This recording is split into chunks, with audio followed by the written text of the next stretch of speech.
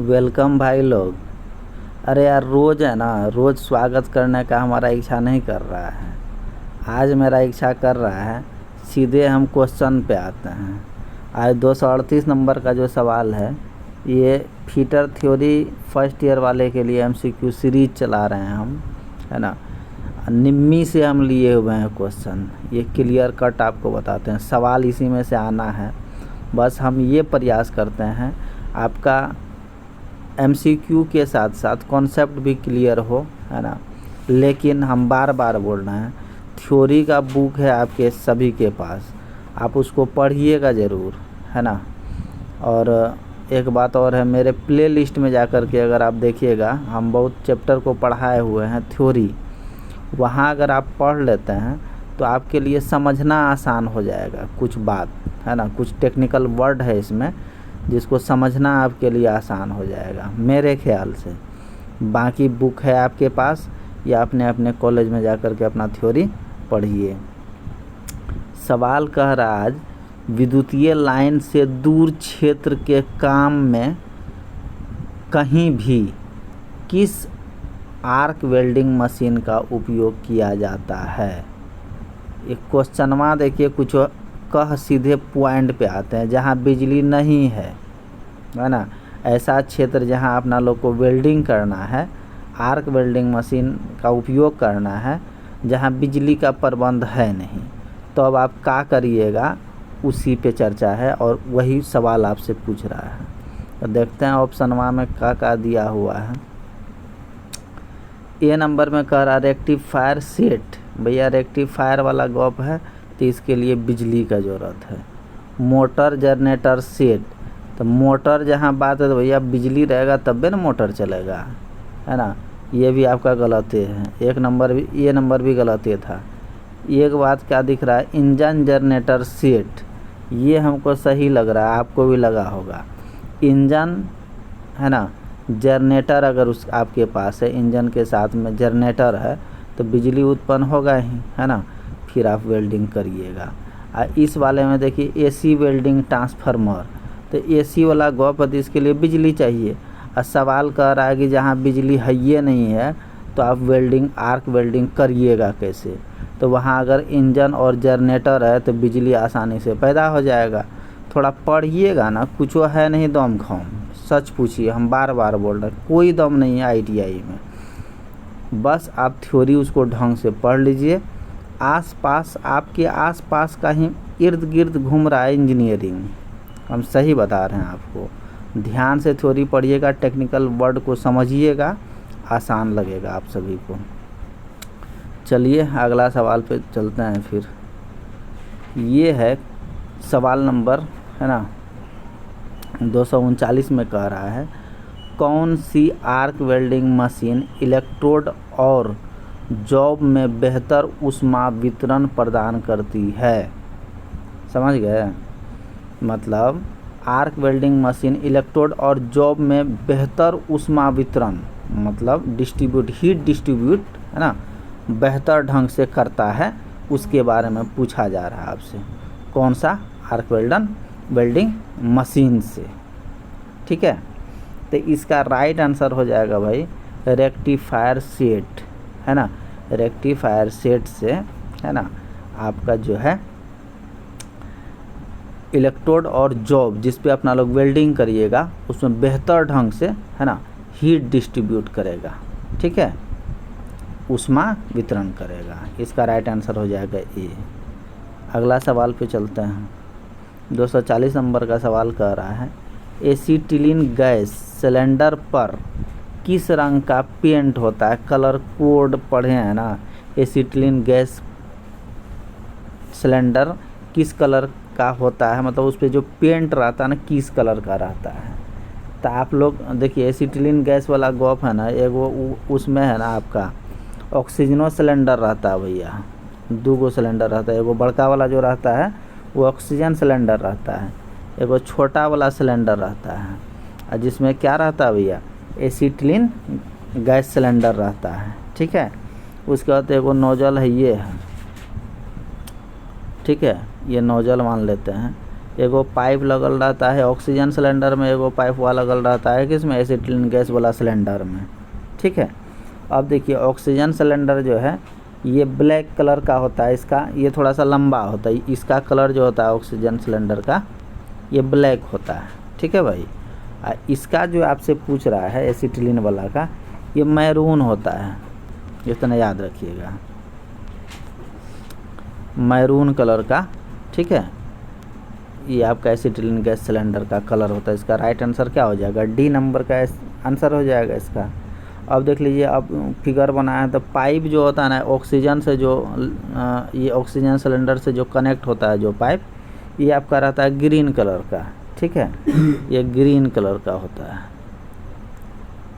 ठीक है भाई, इसका जो है एसिटिलीन गैस सिलेंडर से जो पाइप कनेक्ट रहता है नोजल में, ये आपका रहता है रेड। अब फिगर बनाए तो सोचिए आपको हम लिखिए देते हैं, कोई ख़ास बात है नहीं। हरा लाल ब्लू यहाँ लिखल था तो हमरो मन हो गया एगो बनाइए देते हैं, यही सब बात था। ठीक है, अगला सवाल पे चलिए फिर। 241 नंबर का जो सवाल है, इसमें 241 नंबर का जो सवाल है भाई, ये कह रहा है बाय वार्ड वेल्डिंग टेक्निक में ब्लो पाइप और फिलर रॉड में dash dash dash angle maintain किया जाता है। बाएं वार्ड हुआ ना लेफ्ट वार्ड। ठीक है भाई, बाएं वार्ड मतलब लेफ्ट वार्ड कहते हैं या फॉरवर्ड वेल्डिंग भी कहते हैं। लेफ्ट वार्ड वेल्डिंग चाहे फॉरवर्ड, लेफ्ट मतलब समझ रहे हैं ना बाएं, ये बाएं वही वाला बाएं है, दाएं बाएं वाला गप है। ठीक है भाई, बाएं साइड से मतलब कि बाय वार्ड जो है, बाएं वार्ड जो लिखा हुआ है, बाएं से दाएं की ओर चलने वाला वेल्डिंग हम थ्योरी में पढ़ाए हुए हैं, सारा प्लेलिस्ट में है, वेल्डिंग वाला चैप्टर में जाइएगा आपको मिल जाएगा सारा। यही आपका है ना भैया जॉब है, यहीं पे है ना, देख लीजिए ना, हम सीधे फिगर पे आ जाते हैं। ठीक है, ये ब्लो पाइप है, BLOW पाइप, ब्लो पाइप है, और यहीं पे है आपका क्या फिलर है ना, फिलर रॉड है। ठीक है भैया, ये फिलर रॉड है, आपको दाएं से बाएं और वेल्डिंग कर रहे हैं। ठीक है, उसी का एंगल पूछ रहा है। यहाँ जो ये आपका ब्लो पाइप है ना ये वाला, इसका यहाँ जो एंगल बनता है और यहाँ पे फिलर रॉड का जो एंगल बनता है उसी के बारे में आपसे पूछ रहा है। ठीक है, तो लेफ्ट वार्ड में जो है, बाएं वार्ड वाला में इसका एंगल बनता है 60 डिग्री से 70 डिग्री।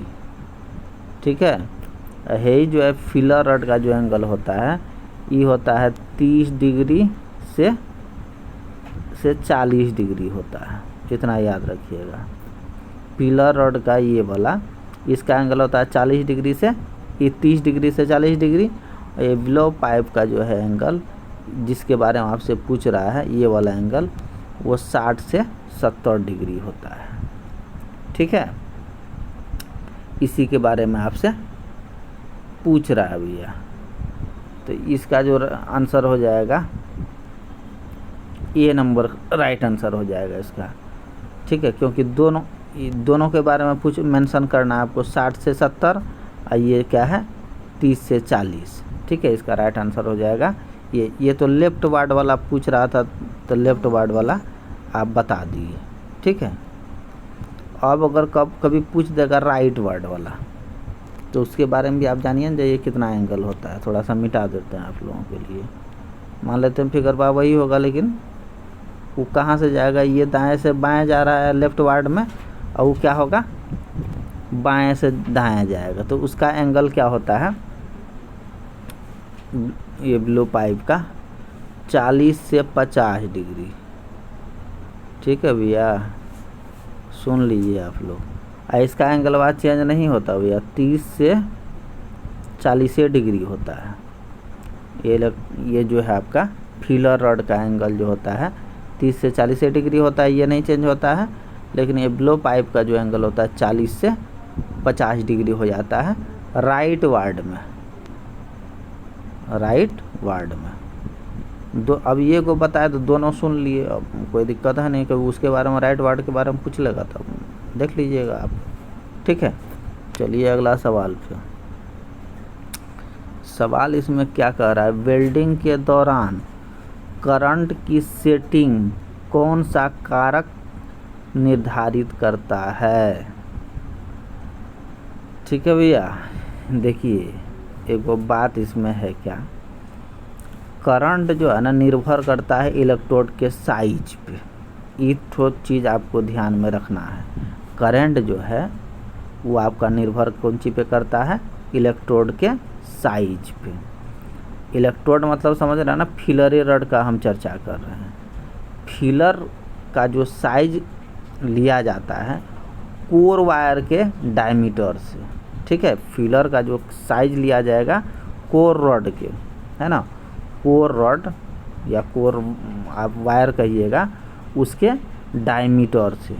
जैसे ये वाला हिस्सा है, ये कोर रड है, ठीक है, रड है ना, इसके ऊपर में जो है ना अपना लोग क्या कर देते हैं, फ्लक्स का उपयोग कर देते हैं। फ्लक्स, अब जिस धातु का अपना लोग वेल्डिंग करते हैं उसी के अनुसार इसमें काम किया जाता है। फ्लक्स उपयोग कर देते हैं, मोटा पतला कुछ भी। इसका जो डायमीटर है ना भैया, ठीक है, उसी पे निर्भर करता है आपका करंट, ठीक है। इसका जो व्यास है, इसका जो डायमीटर है, इलेक्ट्रोड का डायमीटर पे अपना लोग का निर्भर करता है क्या, करंट, ठीक है। तो अब देख लीजिए इसका, तो डायमीटर ऑफ इलेक्ट्रोड जो चर्चा कर रहे थे अपना लोग, इसका राइट आंसर हो जाएगा डी। क्लियर। अगला सवाल पे चलिए। स्टेप डाउन ट्रांसफार्मर के बारे में हम तुरंत पिछल का वीडियो में बताए हुए थे आप लोगों को। स्टेप डाउन ट्रांसफार्मर का क्या काम है, अब चलिए इस पे क्या कह रहा है उस पे देख लेते हैं। स्टेप डाउन ट्रांसफार्मर में वेल्डिंग के लिए OCV क्या है, जो मुख्य आपूर्ति वोल्टेज 220 या 440 वोल्ट को कम करता है। समझ गए भैया, वो तो कम करबे न करता है। स्टेप डाउन ट्रांसफार्मर का तो काम ही वही है। इसके बारे में हम पिछला वीडियो में बताए हुए थे। स्टेप डाउन जो है ट्रांसफार्मर वोल्टेज कम करता है कितना तक, 40 से 100 वोल्ट तक। राइट आंसर हो जाएगा इसका ए। इसके बारे में बड़ी बेहतर तरीक़ा से हम जस्ट इसके पीछे वाले वीडियो में बताया हुआ है, ठीक है। अगर यहाँ पे करंट का बात करता भैया, यहाँ बात कौन चीज़ का कर रहा है, वोल्ट का कर रहा है। तो वोल्ट जो है स्टेप डाउन ट्रांसफार्मर जो है 40 से 100 वोल्ट तक करता है, कम करता है। जब ये करंट का बात करता तो अब क्या होता जानते हैं, 100 से 1000 हो जाता, ठीक है। अगर ये 1000 एम्पेयर हो जाता, जब ये कौन सी का बात करता, करंट का, ठीक है। ये बात कर रहा है वोल्ट का। इसका राइट आंसर हो जाएगा ए। चलिए अगला सवाल देख लेते हैं फिर। इस सवाल, कौन सी वेल्डिंग मशीन जो सभी प्रकार के इलेक्ट्रोड का उपयोग करके लोह और अलोह धातुओं की वेल्डिंग के लिए AC और DC दोनों की आपूर्ति करने के लिए डिजाइन की गई है। यह वाला क्वेश्चन मिलता जुलता है पिछला वाला वीडियो से। इस टाइप का सवाल हम करा चुके हैं। ये रिपीटेड क्वेश्चन है लेकिन तरीका अलग है, कुछ और पूछ दिया है इसमें, इसलिए आप लोग घबराइए नहीं, ठीक है भाई। सवाल को पढ़िएगा। लोह और अलोह के लिए भी, मतलब दोनों का, एक था कि लोह के लिए कौन सा अपना लोग उपयोग करते थे, अलोह के लिए अलग उपयोग करते थे। आज चर्चा आ गया अपना लोग का AC DC दोनों आपूर्ति करता है, ऐसा कौन सा मशीन का डिजाइन किया गया है, ठीक है। इसका राइट आंसर हो जाएगा भैया ए नंबर, रेक्टिफायर सेट, ठीक है। रेक्टिफायर सेट सबसे बेहतर और सबसे अधिक उपयोग होने वाला है और ये दोनों AC/DC दोनों आपूर्ति करने के लिए डिजाइन किया गया है।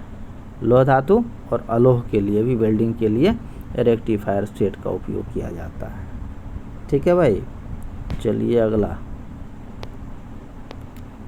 अगला सवाल है, दिखाए गए वेल्डिंग प्लॉट में किए गए सुरक्षा संचालन का नाम बताइए। सुरक्षा संचालन का नाम पूछ रहा है ना। ये आपका वेल्डिंग हो रहा है, इसमें किस प्रकार का सुरक्षा का संचालन किया जा रहा है। ठीक है, इसको तो जान ही रहे हैं, इलेक्ट्रोड है, ये होल्डर है जो इलेक्ट्रोड को पकड़े हुए है ना। एक ये पाइप दिखाया हुआ, ये पाइप है, इससे इलेक्ट्रोड जो जल रहा है, ये जो धुआं आपका निकल रहा है, अब ये धुआं फैलेगा तो नुकसान करेगा ना आजू बाजू के लोगों के पे या वातावरण पे। तो ये पाइप है, देख रहे हैं, ये पाइप का डिजाइन किया गया है। ये जो जल रहा है, इससे जो गैस बाहर हो रहा है, ये पाइप उसको सोख रहा है, इसके अंदर मतलब एब्जॉर्ब कर रहा है, ये पाइप में जा रहा है सारा, ये पाइप बाहर की ओर डिस्चार्ज कर रहा है इसके धुआं को। ठीक है, यही इसका मतलब है, यही चीज़ सुरक्षा है आपके लिए क्या, अपना शॉप के लिए है ना। वेल्डिंग कर रहे हैं, वहाँ तो धुआं होता ही है। एक पाइप यहाँ पे डिजाइन करके बना दिया गया, डिजाइन का पाइप का यूज किया गया है, जो इसका जो भी बाहरी गैस है, धुआं है, वो इस पाइप के माध्यम से बाहर चले जाता है। ठीक है, तो इसका राइट आंसर देखिए, कंप्रेसर फ्यूज को निकालना, ये तो दिख नहीं रहा है। गैसों को साफ करने के लिए सतह को ठंडा कर नहीं रहा, क्योंकि ये पाइप के अंदर जा रहा, तो साफ क्या कर रहा है, पानी सतह को साफ कर रहा, तो पानी थोड़े यहाँ की सतह को साफ करेगा। निकास वाहिनी फ्यूज और गैसों को पकड़ती है, मतलब जो ये है ना, जो गैस वगैरह निकल रहा है उसको अपने ओर खींच करके बाहर सप्लाई देने का काम कर रहा है। ठीक है, इसलिए इसका राइट आंसर हो जाएगा क्या, डी नंबर। ठीक है भाई, अगला सवाल पे चलते हैं फिर। एक्स के रूप में चिन्हित भाग को पहचानिए। ये जो है ना, यहाँ पे एक्स के रूप में ये फिगर से आपसे सवाल पूछ लिया है, इस वाले भाग को पहचानने के लिए बोल रहा है। ये जो आपको दिख रहा है ना, ये एसिटिलीन सिलेंडर है, एसिटिलीन सिलेंडर है ये। ठीक है, एसिटिलीन गैस भरा हुआ है इस सिलेंडर में भैया। यही वाला जो हिस्सा है ना, ये वल्व है, वल्व है ना, स्पेंडल, वल्व स्पेंडल। सबके अब नाम पूछ रहा है तो भैया सबका जान जाओ। ठीक है, ये क्या है आपका, ये स्टील का बोतल है, स्टील वाला है। ठीक है, इसके अंदर जो है आपका ये घुली हुई, कह सकते हैं घुली हुई एसिटिलीन है, एसिटिलीन, इसके अंदर गैस है। अब जो एक्स के रूप में पूछ रहा है भैया, ये सेफ्टी प्लग है। ठीक है, ये इसका राइट आंसर हो जाएगा ए, इसका नाम है सेफ्टी प्लग, सुरक्षा प्लग है ना।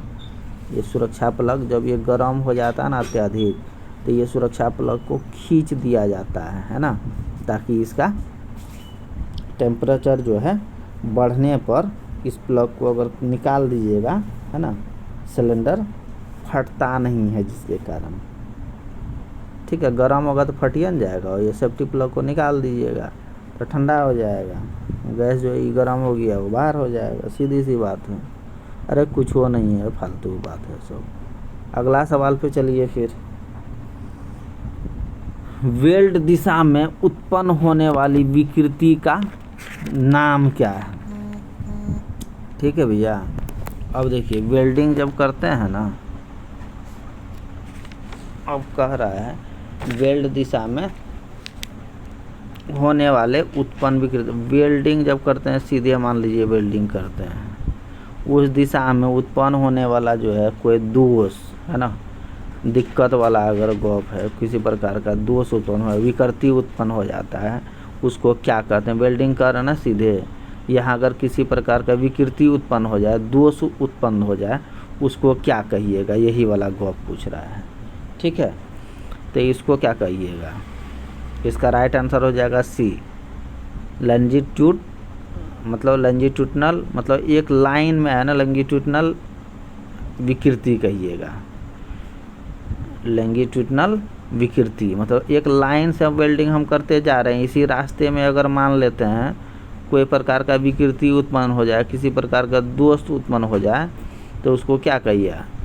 मतलब लंजीट्यूडनल विकृति है ना कहिएगा। इसलिए इसका राइट आंसर हो जाएगा सी। ठीक है, यही तक था आज। वीडियो थोड़ा लंबा हो जाता है, दिक्कत हो जाता है थोड़ा बच्चा लोग को, इसीलिए आज के लिए इतना ही रहने दीजिए। फिर बहुत जल्द आपके लिए हम लेकर के आते हैं अगला पार्ट। लेकिन आप लोग टेंशन लेकर के कुछ करिए मत, कुछ है नहीं, सच में पढ़िए, मजाक मजाक में पूरे सिलेबस ख़त्म हो जाएगा। थ्योरी पढ़िएगा ज़रूर, तो और भी मज़ा आएगा आप सभी को। धन्यवाद भाई लोग, देखिए और दूसरे को भी बताइए, यही नहीं बोल सकते हैं भाई।